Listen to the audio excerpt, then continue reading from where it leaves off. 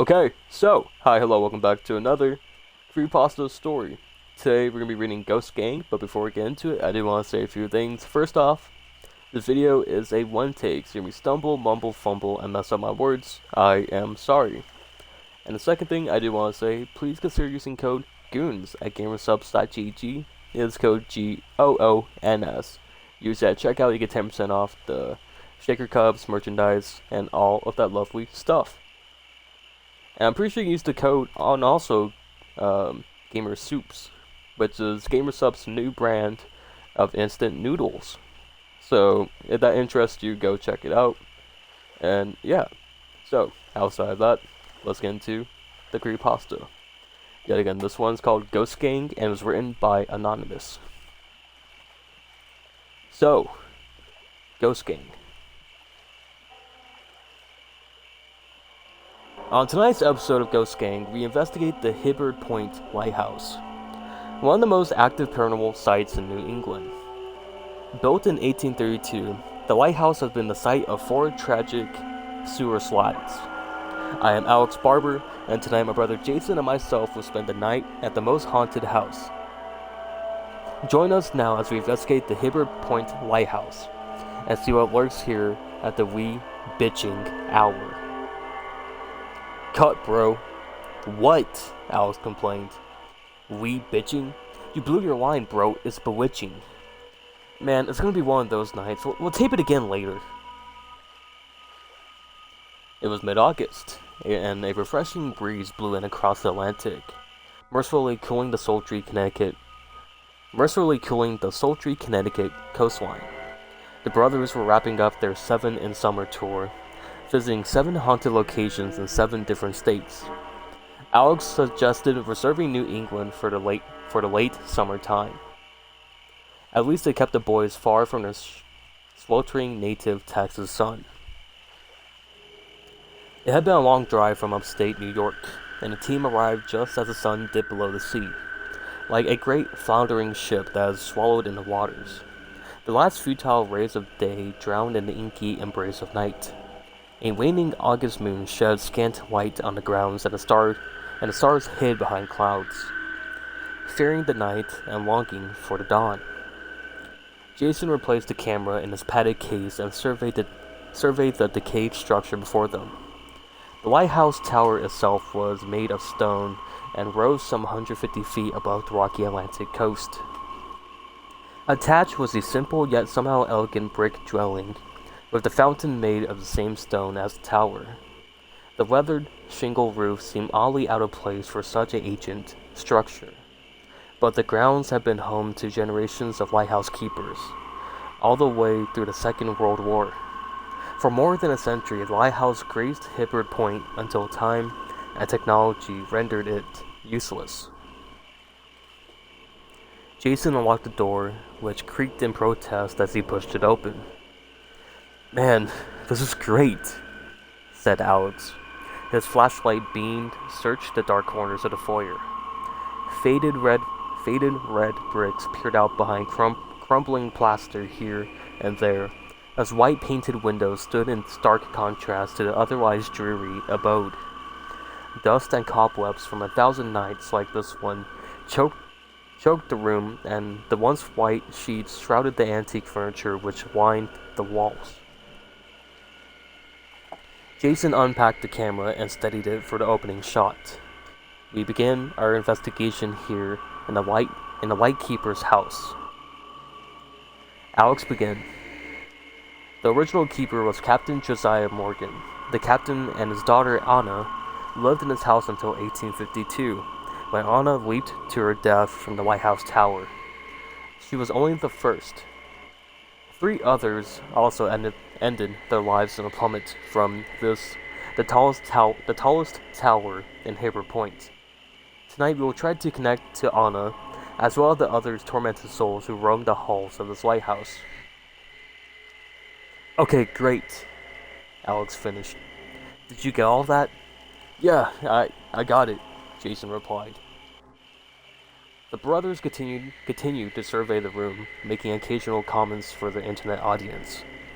Alex and Jason have been ghost hunting since their early college days. What started as a sociology class elective grew into a passion and a popular internet web series.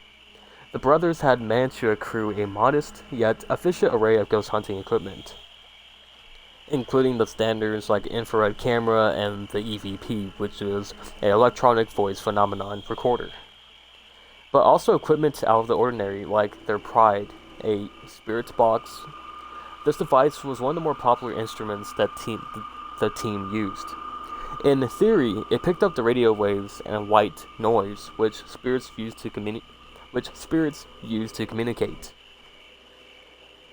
When the device received a positive signal, it emitted a series of beeps and a message will display on the LED screen. It was about 10:30 in the evening when the team began their investigation proper. Alex swung the strap of a small satchel over his shoulder, which the satchel contained various equipment the team would use to communicate with the spirit world. This was one of his signature moves to signal the team was ready to work. Jason, meanwhile, placed the bulk of the equipment on the floor and switched the camera to infrared and began filming as the brothers ascended the staircase. We're going upstairs now to Anna's room. Locals say that this is the most haunted room in the house. It belonged to Anna Morgan, the original lightkeeper's daughter. The story is that she was engaged to a sailor on the merchant vessel Adrian Star, but the ship was lost with all hands in a storm at the sea. In grief, she killed herself by jumping from the lighthouse tower. Join us now as we explore her bedroom where the most activity happens. Jason began to laugh. Really? Did you even listen to what you're saying? Alex reflected on the line a moment, chuckled, and said, where the most paranormal activity happens. Okay, let's get serious now, Alex said as he pushed open the door. The team entered a modestly furnished room as Victorian standards go. There was a double bed and several pieces of furniture draped in white sheets. A few paintings and photos graced the faded walls as well. Dust covered everything, and one of the photos was a derogatory type of a young woman dressed in a long-sleeve gown. Typical of early 19th century American fashion, her long curled hair wound around her neck and cascaded down her bodice. There was no smile, no joy in her lips. She was a young woman about 20 years old, but no one could see that the cares of this world had oppressed whatever happiness she may have had. Her face, while plain, was not unattractive, but her soulful eyes were irresistible. They had that eerie, beckoning quality that once repel and entice like gazing on some forbidden scene. They spoke of yearning, of unrecruited longing, and mostly of loneliness. Look over here, Alex said, pointing to her portrait. I wonder if that's Anna. Come here, Jay. Hey, get a shot of this. Jason dutifully complied, then moved back across the room to prepare for Alex's opening monologue. This was Anna Morgan's room, deserted for more than a century following her horrible death. Tonight we will attempt to communicate with her and once again speak to the spirits of those long dead. Alex had a flair for the dramatic, and his internet groupies loved it. We begin our investigation tonight with the EVP. Alex pulled the small device from his satchel and held it out, and walked slowly around the room. We're speaking to anyone in this room, he said in a serious tone. If you are here, tell us your name. And there was silence. We're not here to hurt you, he continued. Tell us, is there anyone here? Jason gasped. Bro, that sheet moved. The sheet moved. Alex instinctively spun around and turned his flashlight on the covered brewery behind him. Suddenly, the top of the sheet moved again, with a short, jerky motion. Tell me you're getting this, Alex exclaimed. You know it, Jason replied. Alex held the EVP device towards the burrow and said, "Tell us your name and tell us where you're from." All was quiet, except for another short jerk on the sheet and a peculiar scratching sound. "Wait a minute," Alex said. He grasped the sheet and with one pull removed it from the burrow. A large rat scurried across the dresser and leapt to the floor and disappeared into the surrounding darkness. Both boys frantically jumped backwards. "Wait a minute," Alex said. He grasped the sheet and with one pull... Oh, wait. Hold on. My bad. "Holy, that scared the crap out of me," Jason answered. "My heart's pounding. It was a rat."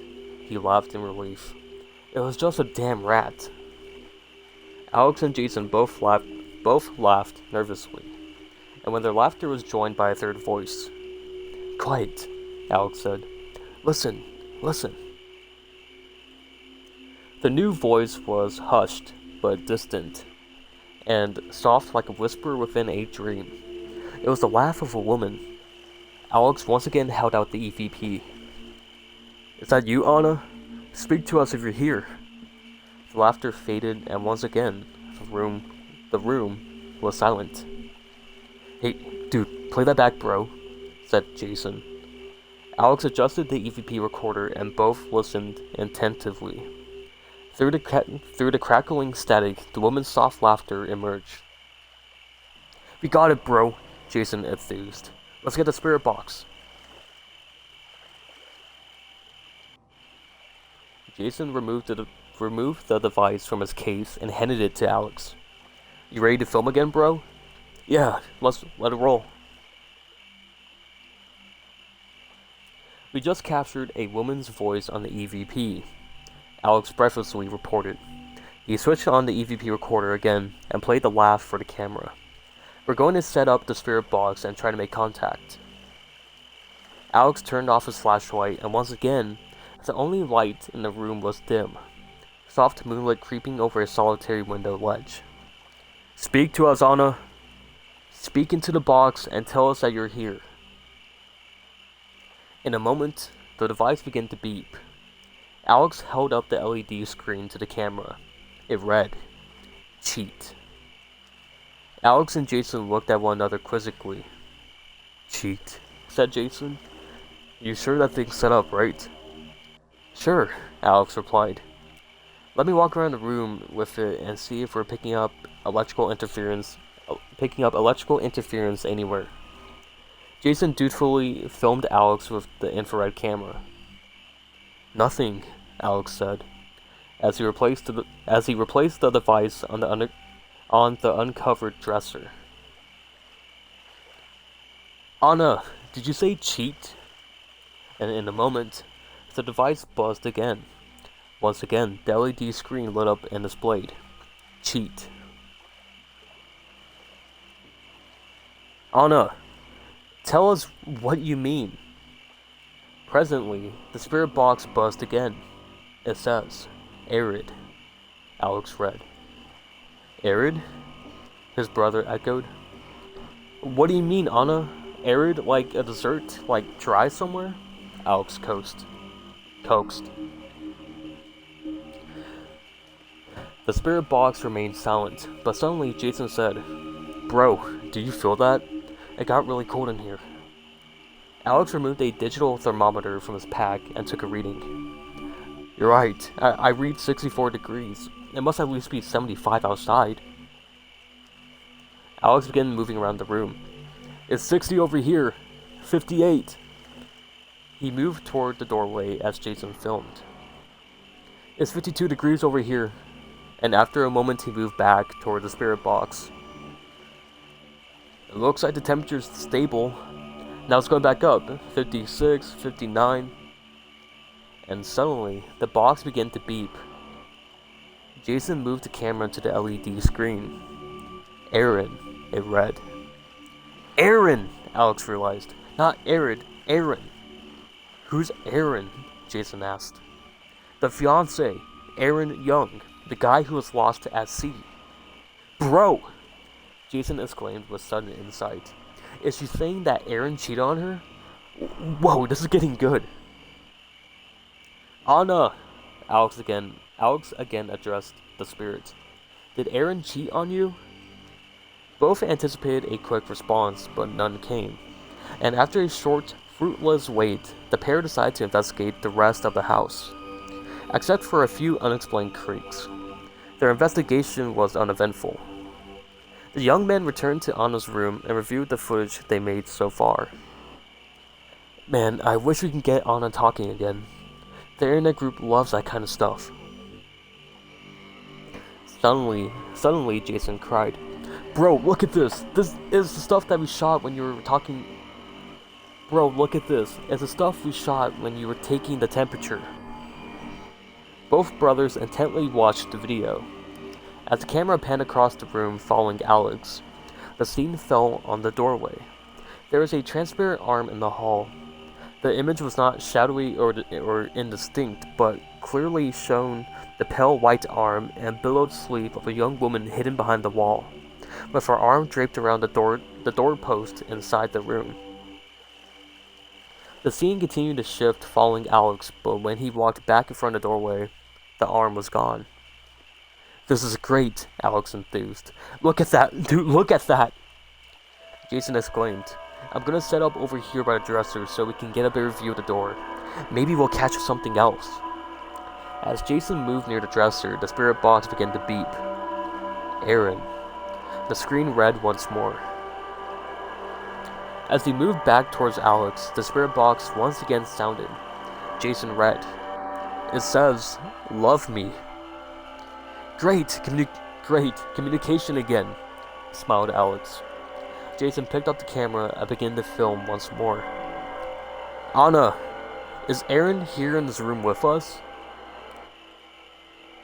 After a few seconds, the spirit box beeped again. Jason moved the camera closer for a clear shot of the screen. It says, come back, he read. Suddenly, the device beeped again, and a new message appeared. It says, love me again.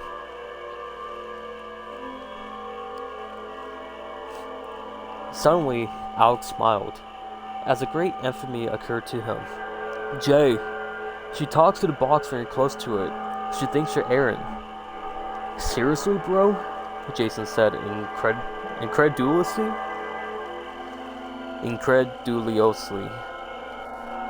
Yeah, try it again. Jason cautiously moved towards the box, a sudden beep startling him. What does it say? Alex asked in anticipation. After a brief pause, Jason replied, It says, love me. I knew it, Alex exclaimed. I heard of this. Spirits attracted to the living, mistaking someone for an old flame. Ha! You gotta see through girlfriend, dude. I already have a girlfriend, Jason replied, and added, a real one. You dog. Alex joked. What a player.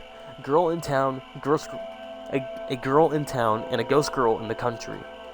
Hey, it's just how I roll, Jason joked back. But seriously, what if the ghost wants to come home with me?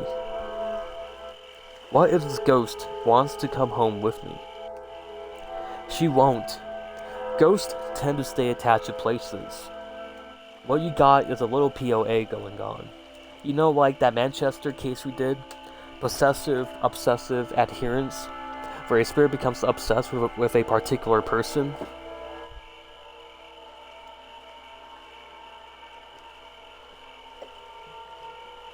You're probably not the first either. A lot of guys lived here. No wonder the other guys offed themselves, Jason remarked. Despite a few further attempts to communicate, the spirit box remained silent. I guess your spirit girlfriend is done for the night. Speaking of spirits, I brought some brewskis, so let's take a break. Right behind you.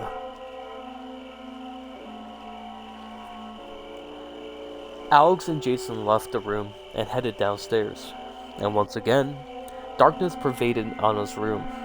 It was a darkness that was almost tangible. It was oppressive and frightening. It hung like a vapor in the air. It choked the lungs and blinded the eyes. The only sound was the scurry of the rats running as if panicked. The window that looked out over the still Atlantic became opaque, with frost which covered it from the inside room. Suddenly, the stillness was broken as the spirit box buzzed and a bright LED screen pushed back the darkness. It read, "Cheat." It was near midnight when the brothers resumed the investigation. They collected and checked their equipment, and Alex excitedly reviewed the events of the night for his internet audience. Then, as Jason filmed, he introduced the final phase of the investigation.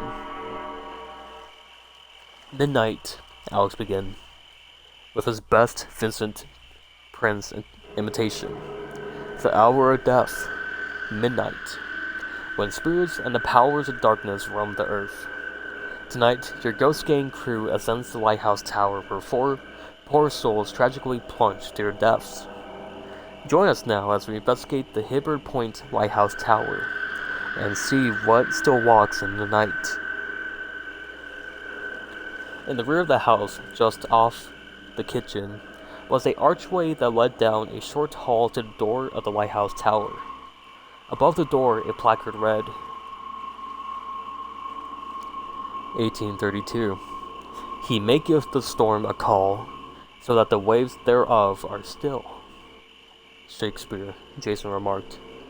You're ignorant, Philistine," Alex corrected. "That's from the Bible." "How would you know, bro?" "Well, I know it isn't Shakespeare anyway." Alex opened the doorway and looked up the long circular stairway which led to the top of the tower. "Let's film here." Jason once again steadied the infrared camera as Alex began to speak. "We're standing at the bottom of the staircase and are about to ascend, as so many others have done before us. Some have returned, and others never saw this place again." The pair climbed the stairs and presently found themselves on a landing adjacent to the light itself.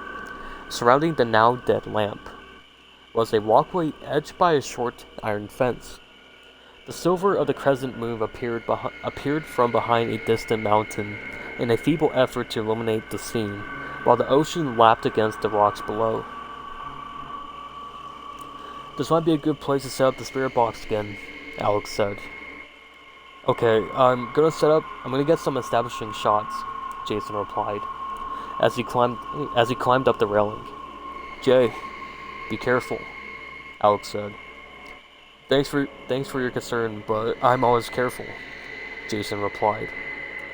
"I'm more worried about the camera. That thing's expensive," Alex joked. "I'm getting a low battery reading here," said Jason. There's a battery in my case downstairs, bro. I'll film here for a while if you can go get it. Alex reluctantly trudged down the staircase and into the foyer where their equipment lay. He retrieved a fresh battery and returned to the tower landing. "Here you go, Jay," Alex said as he topped the stairs, but there was no reply. Alex turned on his flashlight and circled the walkway. Jason was gone. The unthinkable occurred to Alex. He rushed to where he left his brother and peered over the railing. Jason's body lay crushed against the rocks below. "Jason!" he gasped. Then mournfully, "Oh, Jay, I told you to be careful." Suddenly, the spirit box lit and beckoned. Alex lifted the device and read the screen. "Pushed, bro." Arno smiled.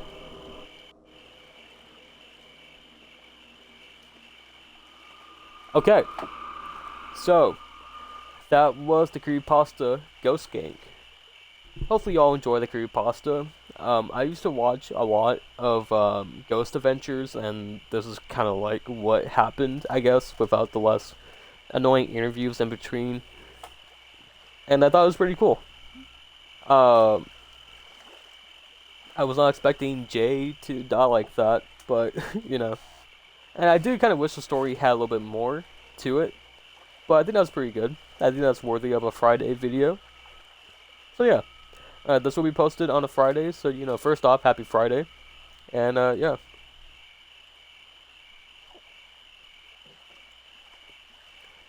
For the time being, my other Friday series is going to be on hiatus for a little bit.